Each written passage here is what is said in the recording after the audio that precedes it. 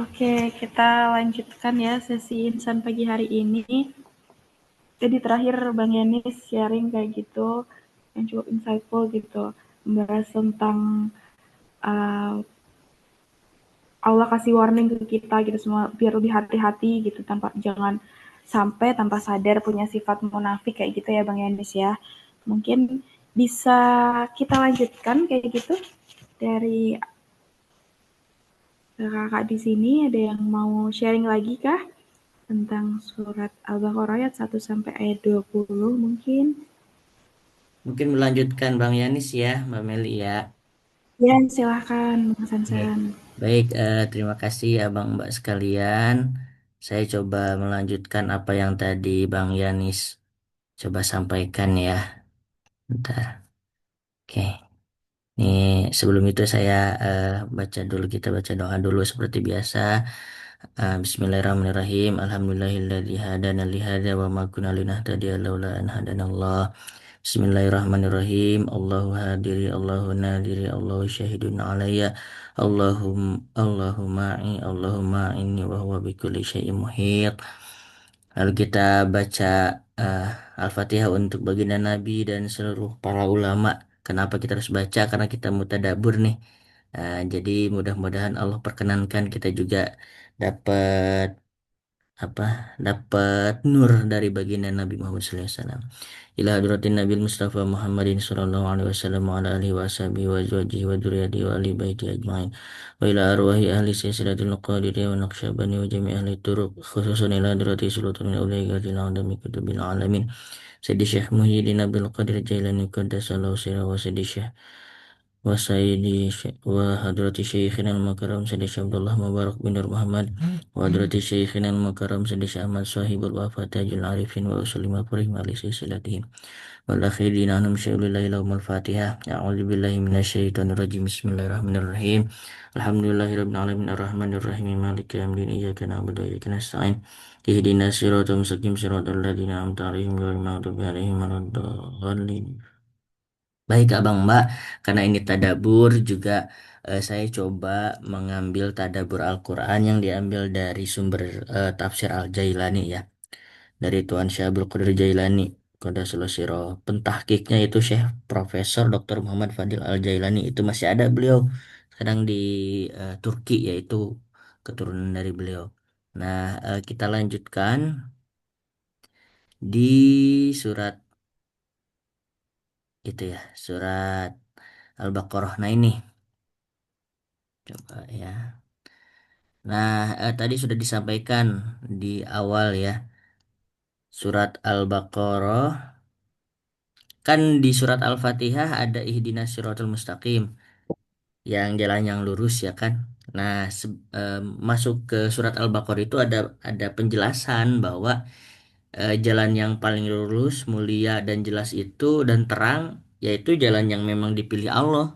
Jadi bukan jalan yang kita karang-karang sendiri, tapi jalan yang memang dipilih Allah. Apa jalan yang dipilih Allah Subhanahu wa taala, yaitu jalannya para nabi dan para wali Allah sebagai pewaris beliau gitu kan. Nah, dari mana ketahuan jalan yang lurusnya itu di mana gitu kan? Ya ketahuannya dari kitab suci Al-Qur'an. Jadi makanya ada pedoman kitab suci Al-Qur'an seperti itu. Nah, penjelasannya dalam Al-Quran, Al-Quran ini kan ayat-ayatnya ada muhkamat, ada mutasyabihat, ada yang memang artinya sudah jelas, ada yang itu artinya ya secara spesifik belum belum diketahui, banyak rahasianya gitu. Nah, sehingga dalam Al-Quran ini ada hukum syariatnya, nah ini ada tarekatnya atau akhlak ya, dan rahasia hakikat. Nah, ketika melakukan tadabbur Al-Quran, itu orang itu bisa merenungi rahasia-rahasia Al-Quran sesuai dengan kadar potensi dan kemampuannya, ya seperti itu. Jadi tadabbur itu diperbolehkan, itu karena itu adalah penghayatan dari masing-masing hamba ya, terhadap apa yang Allah sampaikan dalam Al-Quran seperti itu. Nah, masuk di surat Al-Baqarah. Jadi ayat-ayat pertama ini berisi soal hukum syariat, ya kan. Tentang apa namanya, tentang hal-hal buruk dan tidak terpuji. Makanya nanti akan dibahas tentang tiga golongan manusia seperti apa. Tadi ada yang beriman, kafir, dan munafik. Nanti tadi yang munafik udah sempat sama Bang Yanis dibahas sedikit ya. Nah, ayat-ayat tengah itu berisi tentang akhlak nih, tentang tata krama tarekat, akhlak-akhlak terpuji yang Allah ridhoi dan menjernihkan batin. Nah, ini. eh, nah, yang terakhir itu berisi tentang tauhid zat, tauhid kepada Allah Subhanahu wa taala bahwa Allah itu esa, hanya esa, ya satu gitu, nggak ada dua, nggak ada tiga seperti itu. Bedanya apa dengan nabi-nabi sebelumnya? Nah, kalau baginda nabi itu memang mengibarkan tauhid zati, artinya ya keesaan terhadap Allah Subhanahu wa taala seperti itu. Langsung literal ada di dalam Al-Qur'an seperti itu. Nah, di yang pertama, tadabbur pertama dari Tuan Syekh Abdul Qadir Jailani, Alif Lam Mim itu kan kadang kita nggak tahu apa artinya kan sebenarnya. Gitu kan? Tapi Tuan Syekh Abdul Qadir Jailani menghayati atau mentadaburi bahwa Alif Lam Mim itu adalah wahai manusia sempurna, kata kata beliau kurang lebih seperti itu. Jadi eh, mentadaburnya itu karena ini semacam peringatan nih, atau sapaan, karena kan di Al-Fatihah udah disampaikan kan ini untuk manusia. Nah, nih manusia, wahai manusia sempurna yang layak menjadi khalifah kami katanya. Khalifah Allah Subhanahu wa taala. Jadi ini merupakan eh, sapaan gitu yang ini ditadaburi atau dihayati oleh beliau. Nah, lanjut di Dalikal Kitabul La Raiba Fi, ini kitab Al-Qur'an ini tidak ada keraguan karena ia diturunkan dari kami, dari Allah Subhanahu wa taala secara lafaz dan maknanya. Jadi Allah itu menurunkan Al-Qur'an itu ada lafaznya. Lafaznya itu yang bisa kita baca, yang bisa kita dengar, dan ada maknanya. Nah, maknanya ini yang perlu kita tadaburi, karena kalau nggak kita tadaburi ya hanya bacaan aja gitu. Padahal sebenarnya Al-Qur'an itu kan namanya petunjuk ya, ibarat kata kita pegang peta ya, peta kehidupan. Ya kalau mau selamat ya dihayati itu peta kan gitu. Nggak hanya sekedar apa, pampangan bahasnya gitu. Nah, dari segi lafaz tidak ada yang dapat menandingi sekalipun sastrawan ya. Semua sastrawan nggak ada yang bisa bikin satu ayat semisal Al-Quran, nggak ada itu. Dan secara makna ini mencakup seluruh fakta-fakta gaib, baik yang sudah terjadi maupun yang akan terjadi nanti gitu. Itu Al-Quran. Lalu selanjutnya hudalil muttaqin, diturunkan petunjuk bagi orang-orang yang bertakwa. Jadi Al-Quran ini ya diturunkan untuk kita menjadi orang yang bertakwa seperti itu.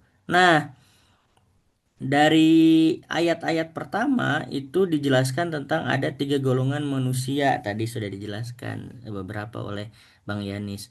Jadi ada yang pertama golongan orang-orang mukmin, ya kan? Itu ayat-ayat pertama tuh. Lalu lanjutannya ada orang-orang kafir. Kalau orang-orang kafir dia tidak beriman, udah jelas itu. Nah, yang jadi ayat yang lebih panjang itu berbicara apa, orang-orang yang itu munafik. Yaitu munafik itu kalau kita bisa rangkum dari beberapa ayat itu secara tadabur, itu intinya penipu lah gitu.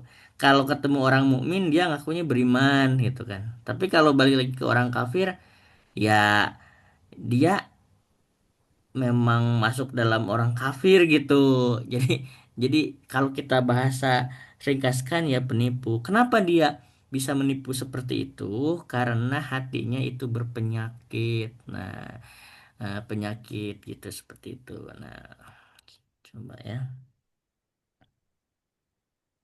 Nah, ini ada perumpamaan di dalam Al-Quran ya. Perumpamaan yang pertama bagi orang munafik itu adalah perumpamaan bisnis. Jadi katanya membeli menukar, menukar kan seperti itu kalau bisnis. Nah, ini menukarnya itu menukar apa? Menukar keimanan dengan dalam tanda kutip keuntungan duniawi itu. Jadi kalau ketemu orang mukmin, ngakunya beriman. Sebenarnya mereka aku beriman tuh supaya dapat keuntungan duniawi gitu. Sebenarnya itu perumpamaan bisnisnya. Nah, tapi Allah Subhanahu wa taala menyatakan juga dalam Al-Qur'an kan bahwa ya perbisnisan atau penukar apa, menukar atau ya pembisnisan mereka itu tidak beruntung gitu kan. Tidak beruntung ya tepatnya tidak beruntung di akhirat karena mereka berusaha menipu Allah dan orang-orang beriman padahal sebenarnya mereka menipu diri mereka sendiri seperti itu. Nah, juga ada perumpamaan dalam ini tuh seperti orang yang katanya dinyalakan api lalu ketika dia sudah mendekat kepada lingkaran api itu tiba-tiba Allah matikan tuh apinya langsung gelap gulita. Ya kayak begitu.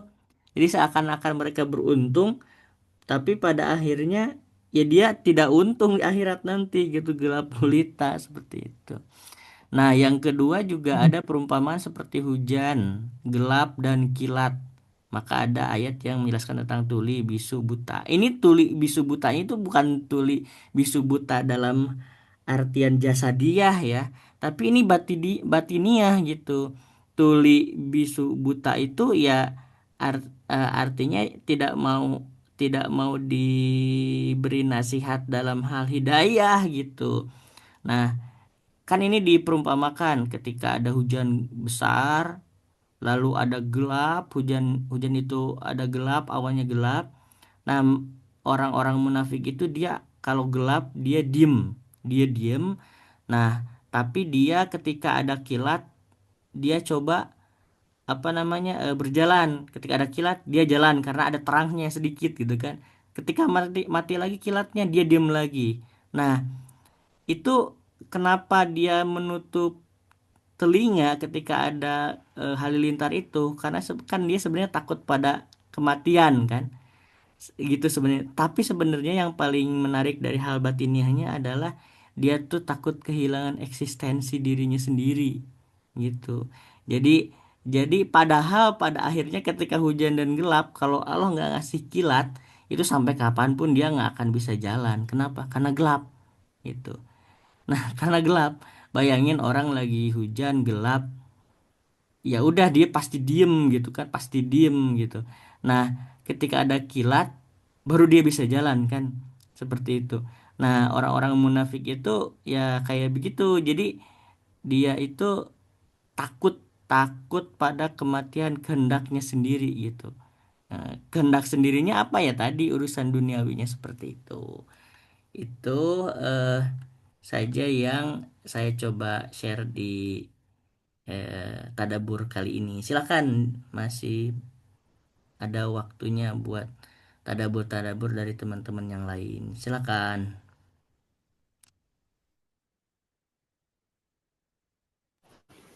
Baik, terima kasih Mas Hansan atas sharingnya yang cukup menarik.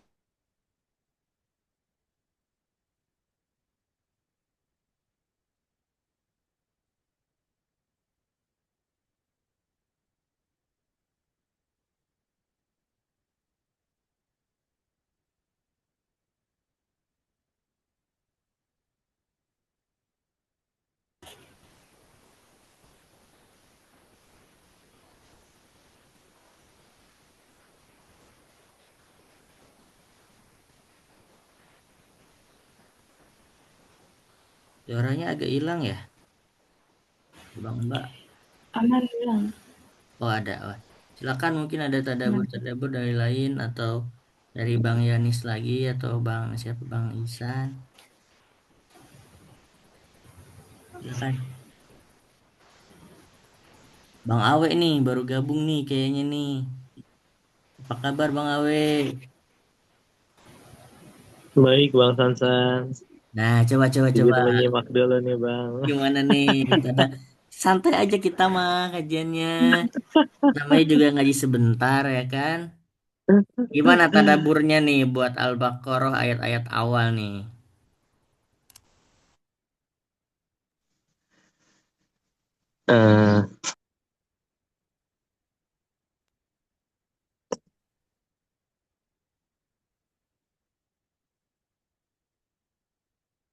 Eh, izin nyimak dulu aja ya Bang Sansan ya.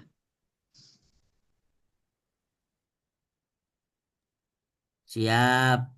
Mungkin dari yang lain Bang Bang Yanis kayaknya Bang Yanis gimana Bang Yanis tuh? Nyambung ya sama yang tadi ya Bang Yanis ya? Nyambung kan? Nyambung.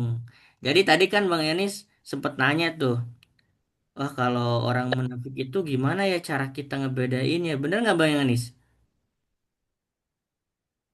Karena dia ngakunya mau berbuat kebaikan nih, perbaikan, tapi sebenarnya berbuat kerusakan. Gimana caranya ya Bang Yanis ya? eh Tadi ini sih, satu hal bahwa mungkin sebenarnya pertanyaan yang lebih tepatnya bukan bagaimana mengidentifikasi kemunafikan, apalagi ke orang lain gitu ya. Kan semuanya kemudian kembali ke diri kita dulu ya buat ngecek diri kita.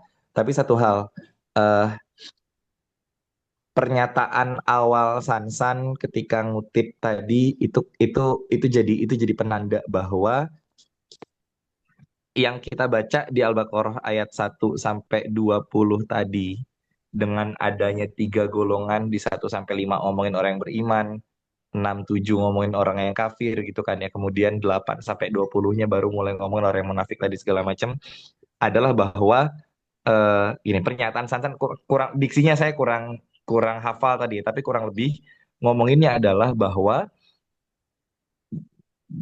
kemudian di antara tiga golongan orang tadi, dan kalau kita kemudian bilang kebenaran, bahwa ketika kita pengen jadi orang yang beriman, pengen jadi orang yang benar, maka kebenaran dan iman itu satu-satunya cara untuk menjadi orang seperti itu adalah menggunakan ya caranya Allah gitu kan ya. Bukan caranya manusia, bukan klaimnya manusia, bukan apa istilahnya ya, sok taunya manusia gitu ya. Tapi kemudian semuanya harus kembali pada gimana Allah menerangkan tentang jalan itu, gimana Allah menerangkan tentang orang itu, ya itulah yang kita ikutin gitu. Karena kalau kemudian kita ngikutinnya nafsunya kita, hal-hal yang buruk yang berkaitan emang berangkatnya dari egonya manusia, ya nggak ketemu gitu. Pada akhirnya pembedanya adalah bukan statementnya orang, bukan apa perspektifnya kita, tapi ya memang petunjuknya dari Allah di situnya tadi sih. Wah, Lanjut Bang.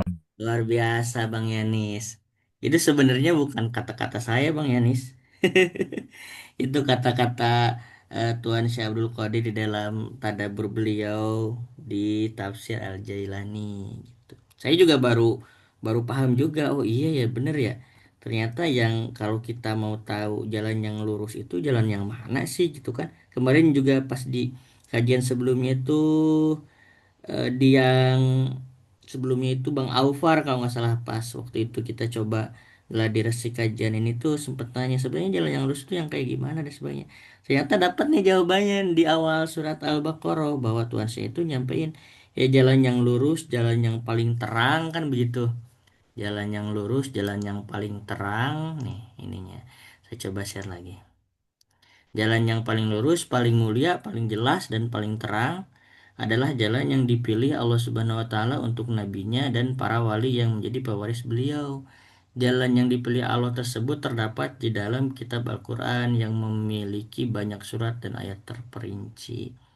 Jadi ya bener sih ya, ya bukan kita yang pengen apa membuat jalannya, tapi yang sesuai Allah sampaikan gitu.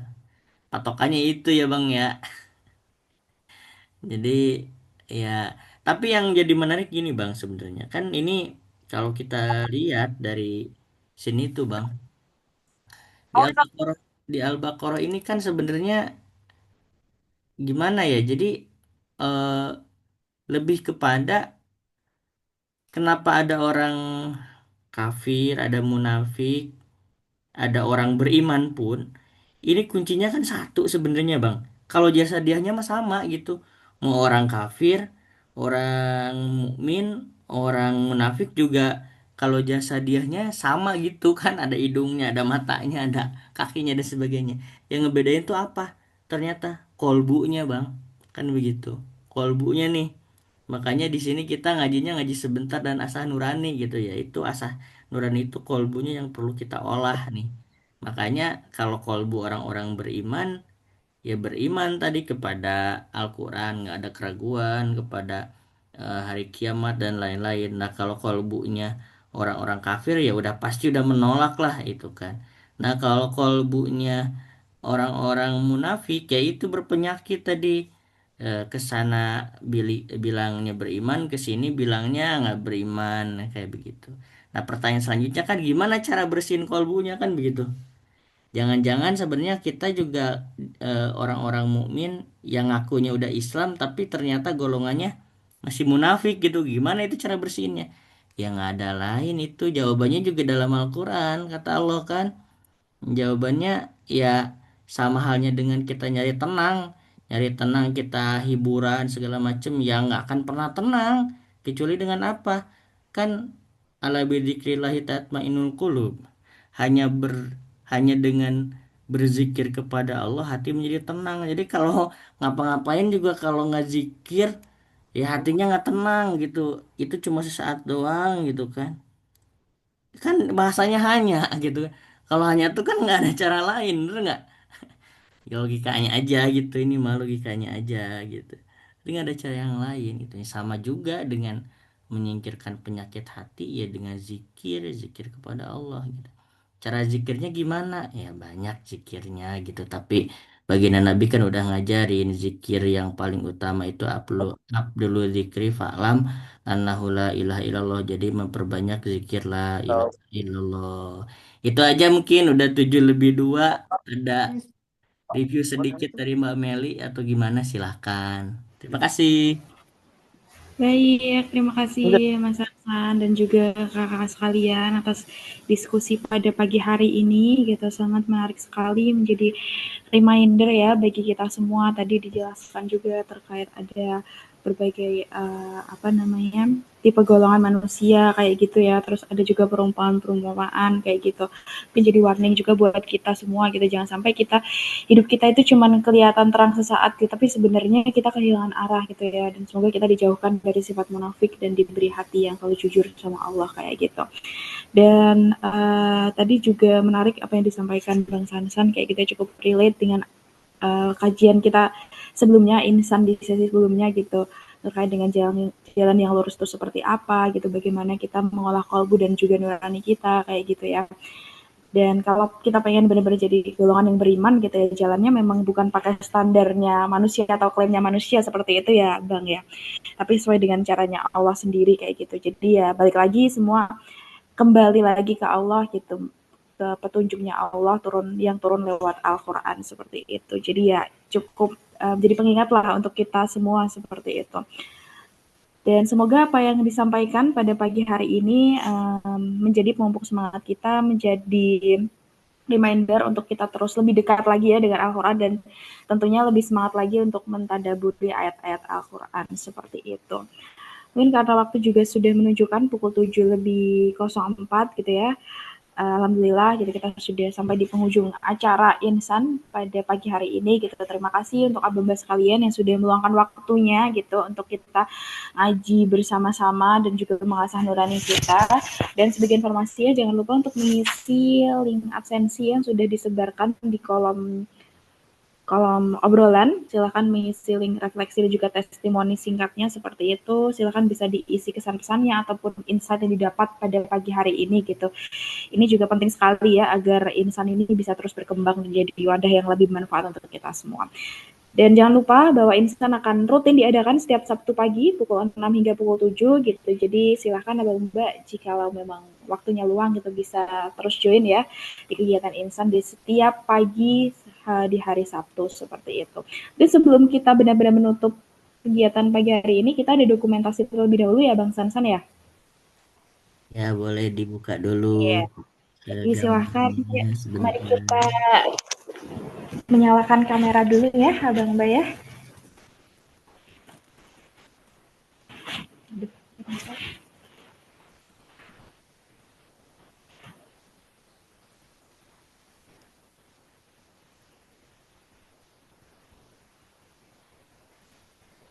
Oke, aba-aba di siapa Meli? Oke, sudah ya Bang Sasan ya, kita mulai 3, 2, 1. Oke, sekali lagi 3, 2, 1. Oke. Baik, terima kasih Bang Sansan atas dokumentasinya. Dan juga terima kasih untuk kakak, abang mbak yang sudah hadir dalam kegiatan Insan pada pagi hari ini. Semoga tilawah tadabbur dan juga refleksinya kita membawa manfaat dan juga keberkahan. Saya Meli mewakili bidang ngaji sementara Sanurani. Mohon maaf jika terdapat kekurangan dalam kegiatan Insan pagi hari ini. Mari kita tutup dengan doa kafaratul majelis bersama-sama. Subhanakallahumma bihamdika asyhadu alla ilaha illa anta astaghfiruka wa atubu ilaik. Terima kasih. Wassalamualaikum warahmatullahi wabarakatuh. Sampai bertemu di Insan minggu depan.